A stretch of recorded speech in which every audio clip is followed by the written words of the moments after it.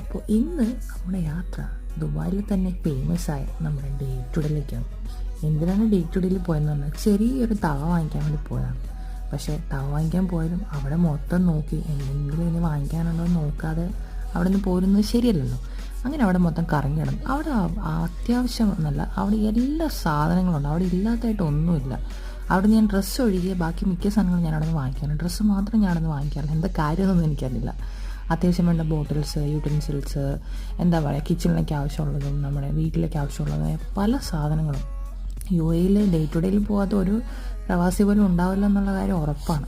അങ്ങനെ ചെറിയൊരു തവ വാങ്ങിക്കാൻ പോയി ഞങ്ങൾ വേറെ ഒന്ന് രണ്ട് സാധനങ്ങളൊക്കെ വാങ്ങിച്ച് അതുവഴി ബില്ലൊക്കെ അടച്ച് ഇറങ്ങിയപ്പോൾ ഭർത്താവിൻ്റെ ഒരു നോട്ടം നോക്കി. കാരണം നമ്മൾ പ്രതീക്ഷയിലും കൂടി ബില്ലായി.